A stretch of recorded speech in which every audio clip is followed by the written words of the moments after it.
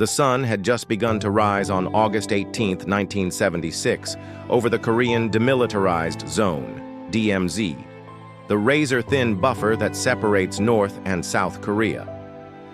Soldiers on both sides of the line stood watch in one of the most volatile military standoffs in history, but no one could have imagined that a single poplar tree would nearly trigger a full-scale war.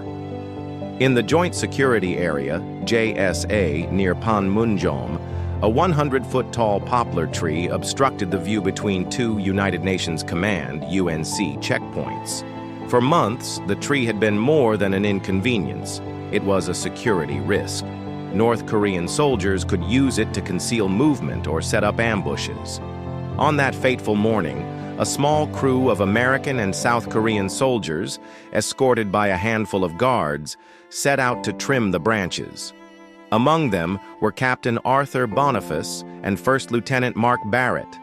What was meant to be a routine task quickly turned deadly. Without warning, a group of North Korean soldiers approached. Their leader, Senior Lieutenant Pak Chul, nicknamed the Bulldog for his confrontational nature, demanded they stop. The Americans refused. What followed was a brutal, sudden attack. Boniface was bludgeoned to death with an axe handle. Barrett tried to flee but was chased down and killed, all over a tree. The shock rippled across the U.S. military and the world. President Gerald Ford, newly stung by accusations of weakness, saw the incident as a deliberate provocation. South Korea's President Park Chung-hee demanded a powerful response.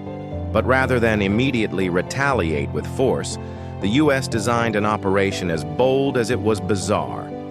They called it Operation Paul Bunyan, named after the mythical lumberjack known for his size and strength.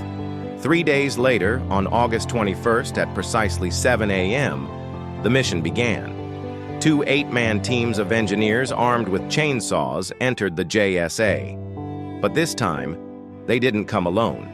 They were backed by a staggering show of force. Behind them stood 2 full infantry companies, South Korean Special Forces wearing face paint and wielding clubs, and over 24 helicopters, including Cobra gunships. Overhead, B-52 Stratofortress bombers flew from Guam, escorted by F-4 Phantom fighters. The USS Midway Carrier Strike Group positioned itself offshore. An entire air wing stood by. Even nuclear-capable aircraft were reportedly placed on alert. It was a choreographed storm of military might, all to cut down one tree. North Korean soldiers watched from their positions, stunned. They had come out with weapons ready, but the overwhelming firepower before them was undeniable.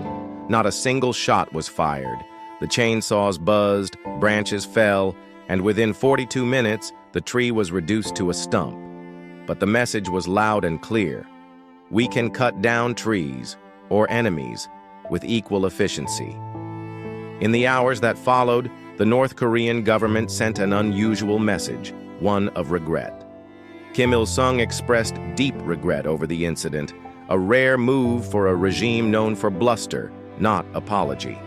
It was as close to an admission of guilt as the North had ever come.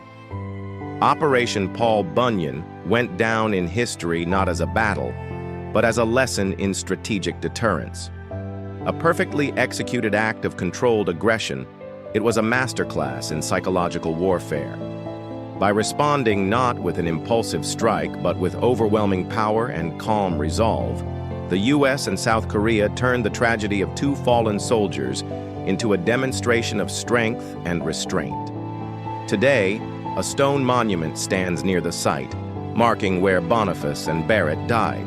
And though the poplar tree is gone, the story remains. A reminder that in the strange theater of geopolitics, even a tree can be a trigger, and a lumberjack can be a warrior.